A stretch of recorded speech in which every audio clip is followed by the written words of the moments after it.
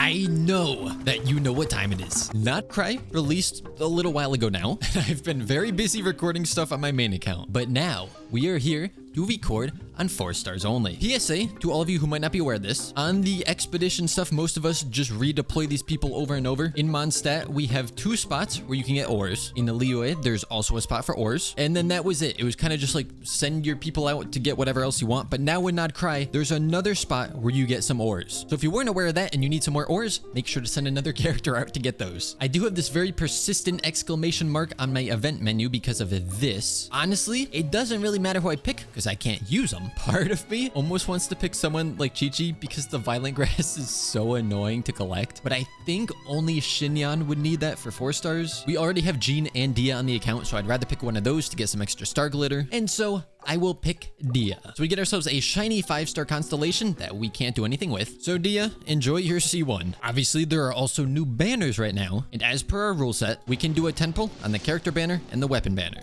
Oh, gold. That's be a Dia. Give me Dia again, please. Kuki, I will happily take that. Now give me Dia to give me even more star glitter. Don't give me llama. I will take double Kuki.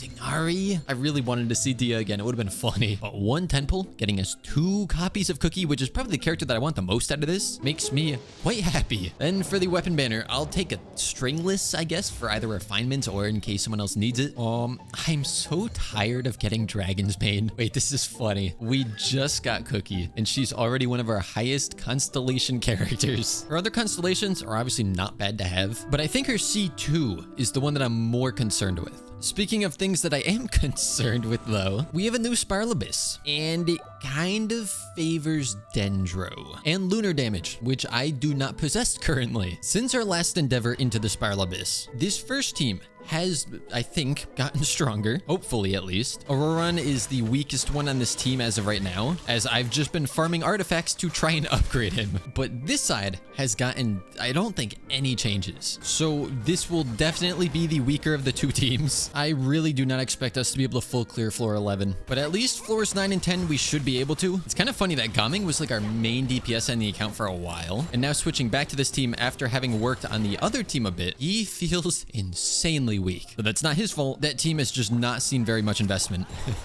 I brought Pyro because this guy has a meter that you have to fill up with Pyro application, which I did manage to fill up. So good job me for knowing to actually do that. But I do next to no damage. And this is only floor 9. That is very concerning. I shouldn't even have to show you guys anything from floor 9. That's how easy it should be. This does not bode well for future floors. Oh great, more lunar reaction buffs. Well, if nothing else, we've gotten ourselves 1 additional 10 pull. And to be honest, I'm not too concerned with the additional pulls on this current banner. I really don't care about either of the 5-star weapons. A C2 Kuki would be really nice to get, but we already got 2 of them in 1 pull. So even though that doesn't technically change the odds, it just feels like that is not gonna happen. It's so sad that this thing put its shield back up when it was at 0 HP. Now I get to use the fun team again for a whole like 5 seconds while everything just dies really quick. And then sadly back to this team for about 3 minutes. Oh yeah, see, I don't have Dendro, so I don't know how this is gonna work. The only Dendro character that we even have, I think, is Kole. Oh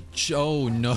Oh no, this is really bad. This is floor 10. That means we're actually doing worse in each abyss. Although we haven't lost yet. I don't imagine it's quite far away. The good thing is we only need 300 seconds left. Oh, don't die, Gaming, please. Okay, we still somehow got 3 stars. I usually attempt floor 11. It never goes well, but this time I don't even think we should. There's no way that we beat it. This enemy wants us to heal. Unfortunately, it wants us to heal to full HP, which Bennett is not capable of doing. So that kind of sucks, but it's okay because this one goes down a lot easier than the last one, which means we have successfully cleared floors 9 and 10. I'll go to floor 11. I think it's just a waste of time, but I kind of want to see how this team performs on the first half, as it seems like it's pretty decent. Everyone's getting their bursts back in time, and we finished with over 9 minutes left. That seems good, and now this is gonna look even worse in comparison. But even seeing this, I still want to finish building Auroran before I move on to a whole nother team. Plus, we are gonna be getting Aino today. Now, I don't really think we're gonna be able to build her much. However, I don't think it'd be a bad idea to invest into her. She is the only other Hydro character that we'll get access to that actually applies Hydro off-field, and it doesn't require us to do normal attacks. attacks, so it might actually work decently with a Gaming team, because he has rather slow power application anyways, which would also then synergize with the Rain Slasher, so this whole team might end up getting completely redone. But I expect that this one is gonna be staying this way for a long time. It's just satisfying to use. I wish I could get Lunar charged. Unfortunately, I think that is locked behind a Nefa, and maybe some future 5-star characters. I don't know if they're gonna allow 4-stars to do any Lunar reactions. Hopefully they do, because it seems like they're gonna be a huge part of a lot of stuff for a while. All right, floor 11, chamber 2. What do we got? Oh boy. Honestly, regardless of what showed up, it's gonna be an issue. You really do want Dendro for this, huh? Oh, jeez. That's right, these guys exist. I'm trying, but it's not going well. And the last 2 enemies have made their appearance. With just 27 seconds left, can I beat them? The answer's no. Sorry for the spoiler. Okay, real question. Am I the only one who finds these easier to take down than regular Ruin Guards? They don't shoot the missiles. I forget if they even have a spinning attack. I guess if you have an archer, you could shoot down Ruin Guards, but I find that I almost never do. So I only got 2 stars there, meaning we can't get an additional 10 pull from this, but let's see if we can even beat it, as I don't think we've been able to yet. This first half is going to have to carry very hard, and it seems to be doing all right. Can I get at least 2 stars? I know the answer is probably no. Oh, come on. Stop running away from me. I'm here to fight, not play tag. Okay, we have, 2 robots. 1 is down. 2 are down. We lost the 3 stars. Oh, it's 2 of these. I thought it was just 1 enemy after them. We're just down to 1 last robot. Come on, let's get 2 stars, which we did. Obviously, we got less stars on floor 11, but I feel like floor 11 was easier than 9 and 10 for this account, and that's probably just due to the lack of as many resistances. I think what I'm gonna do is 1 more 10 pull on the character banner and hope for a Cookie. We get purple. Purple is the same color as Cookie, therefore we're gonna see Cookie in here, right? I'd like to believe that that's how this works. Oh right, I'm an idiot. That's how that works. So the question then becomes, do I risk it to try to get the Cookie, or do I go on this banner and just hope for sacrificial fragments, stringless, and oh wait, that's kind of all that I would want. I mean, sacrificial fragments is nice, especially since with all this lunar stuff, it seems like elemental reactions are a big thing that they're leaning into. So the elemental mastery that provides would be kind of good to have. But on the weapon banner, we just got the Dragon's Bane, so we might not even get something that is rate up, whereas on this banner, we are guaranteed to get 1 of the 4-star characters. Oh, well, if you make it that easy, I can't complain. And oh, this is great. This went so much better than I thought it would. Oh my gosh. Now that is the kind of stuff I like to see on this account. Straight to C2 Cookie and C1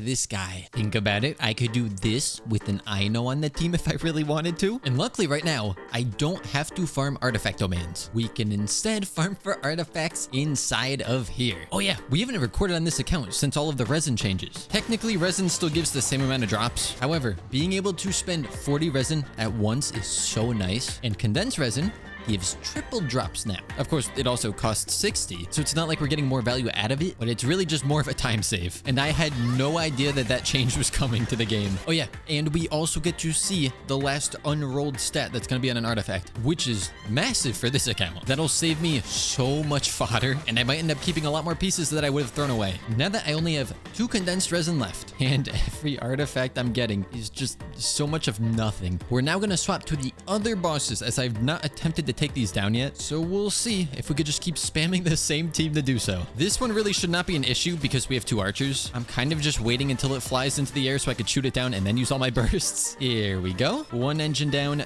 2 engine downs. I don't know if they're engines. That's what I'm gonna call them. Takes about double the time of the other boss, but it's not that bad. I think for Auroron, I would ultimately prefer electro damage bonus. However, attack percent double crit ER would be nice, but that's probably the most promising artifact on that set that I've seen on this account. And yes, that is sad. I wonder if it's worth bringing Cole to this fight just so I can do blooms, or maybe I could just take down the boss fast enough where I don't need to. No, I kind of need to. What happens if you don't bloom these? I've never tested this. Oh, he just goes into the stratosphere. Excuse me, can you come back down? I guess I'll wait. Do you ever come back down? Surely you do. There we go. All right, that was perfectly fine. We'll use the last condensed resin. Ooh, 5 artifacts. And really nothing that I want. I did lock this just because it's crit rate. I'm not a huge fan of it, but we can claim our primos. And we do get ourselves another Acquaint Fate. Though we're at 4 pity. So, prediction game. I feel like it's going to be a bow. Raven bow. It's going to be a Raven bow. Watch. Acquaint Fate is blue. It is Debate Club again. I should really just always predict it's going to be Debate Club, huh? In order for us to get our free Aino, we have to progress the main Nod-Krai Archon quest for a little bit. And now I've already completed all of this on my main account, so I'm just going to be spamming every button that lets me progress the dialogue. I guess I'll see you guys when it's time for Aino. There we go. Unfortunately, Aino's burst is buffed when there's another character from Nod-Krai on the team. And currently, there is no other 4-star character in Nod-Krai. But even without that buff, I still think she's going to be plenty useful. We also need to head back to town to start on the current event. The weapon from it definitely seems like it's aimed towards llama, which we can't use on this account, but it's not like tailor-made to llama, so we'll still find a use for it. So I got through all of the dialogue already. At this point, we just have the actual event stuff. Okay, I lied. I just walked into another cutscene. You know, because Nod-Krai is still a new region, I need to get up here, which is up there, but I don't yet know my way around the city well enough. So every time I have to get up there, I'm taking some weird path to go. But our first event looks to be collecting floating orbs. I should be capable of this. And then it does stuff like this, where it takes control of the camera and you don't have to do anything. So very easy. Unfortunately, it looks like every single one's at a different location, which makes sense, but you can't teleport directly to them, which is, you know, a little bit of a pain, especially for the ones that I'm sure won't be near a waypoint. I'll be honest, I don't think there's too much for me to say about this. I'm just gonna kind of ride around on these for a while and then claim my primos. Is it bad that I've not unlocked the statue of the 7 on this account? Simply because I already did it on my main and I know that if I walk near it, Paimon starts yapping. So I've just been avoiding it only because I don't want to have to deal with Paimon. Oh yeah, the other day I got this in the mail, which means this account is now officially over 1 year old. And I kind of hate that because I feel like it should be a lot further along than it is. But hey, that's what I get for trying to juggle so many different accounts at the same time. Speaking of having a lot of accounts, I keep seeing comments about it, so I thought I would just mention it quickly.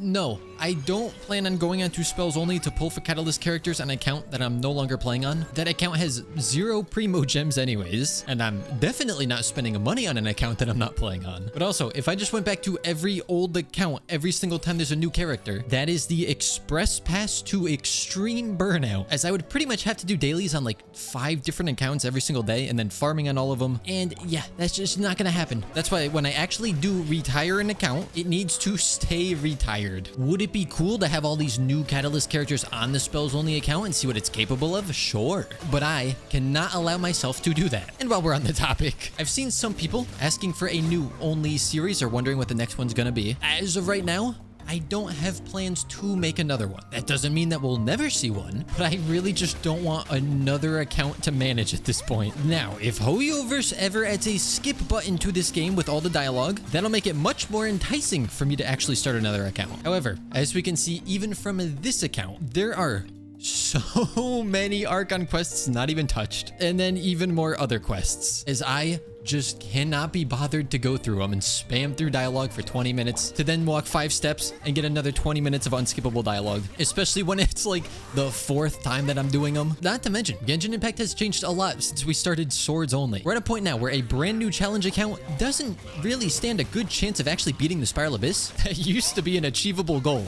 Now maybe if the challenge account was like meta characters only, then yeah, you could probably still do it. And we do have new game modes now, so like Imaginarium Theater or the Onslaught, but those also come with a lot of limitations. I mean, as we've seen with the Geo only account, most of the time it can't even go inside of the Imaginarium Theater. And then we have new content and bosses that require certain reactions. So challenge accounts become a lot more limited in terms of what they can actually beat, but that is where I think that the 4-star only account might be able to do some of it still. Obviously, how many constellations we get for these characters will play a big role in that, but we have access to every elemental type as well as most reactions. I say most because as of right now, we have no means of triggering any sort of lunar reactions, but with enough time and good artifact RNG. This account has a chance of being able to clear most of the endgame content. Obviously, I'm not going to be clearing the onslaught on the highest difficulties because I can't even do that on my main account. The highest difficulty I ever cleared on there was, I think, the 5th one, but those weapon skins are just too far out of my grasp. Getting back to the event though, I do like this part of it simply because it allows us to get a good number of the enemy drops. And since it's a new region, we don't have too many of them yet. And then they even go as far as to gather them all up for us. So once we're done defeating them all, we get to satisfyingly collect all the drops. I know we had the same kind of event in Natlan, but I have to say this one's almost a downgrade because in Natlan, they had like wind stuff and everything set up so that you could easily transfer between the 2 spots. In this one, you just have to walk. They could have added those little floaty things. Hold on, I'm gonna find it. These guys, they could have had moon lanes connecting each of the different spots. Then I would have had absolutely no complaints about this. I guess it's not really a complaint, it's just constructive criticism. So hey, if we see this sort of event again in the future in Nod-Krai, and they do have moon lanes connecting up all the spots, you are welcome. But that is the 2nd out of 4 parts of this event done, and thus far, I've not had to use my brain, which is nice. That means I don't have to embarrass myself. Then for the next part, it looks like we are looking for robots. We simply walk up to them,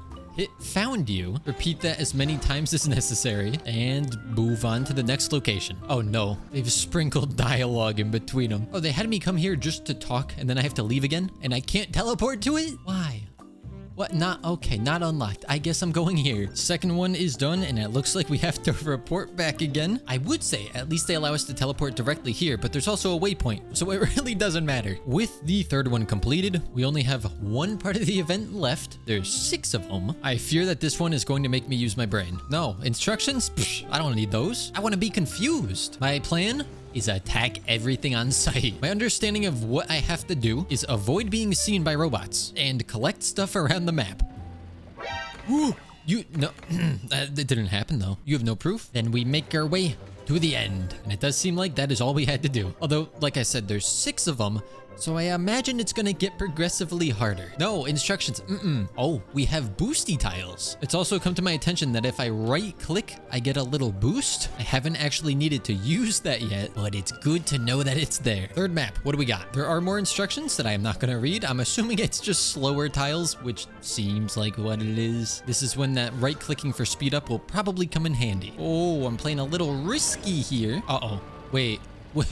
Oh, I'm fine. I was worried for nothing. That was easy. Minute 19, not bad. I'm somewhat of a speed runner. I'm very disappointed that I already lost a heart on this one. I was a minute 10. It was still faster. No new instructions. That means I've already mastered this game mode. There's probably still new mechanics, but they realized, no, this dude, he knows what he's doing. Don't even bother showing them to him. There's no need. Ooh, what is this mess? No. I like how I've also just kind of stopped attacking most of them. Wait, why can't I leave? Defeat any mechanisms on the ground to open the door. Well, that's no fun. That ruins my speed run. Minute 36. Oh, my only goal here is to have at least 2 HP remaining. I feel like that should be even easier than the previous levels. Okay, I may have made a few blunders. This is definitely not going to be any sort of record. Minute 26, nice and slow. But that is every part of the event that is not dialogue, or at least not exclusively dialogue. So if we go to this part, we can claim the weapon, as well as everything in here. Oh, and that gets us level 21 on the battle pass. So I have 1 acquaint fate, but I think we could get another by ascending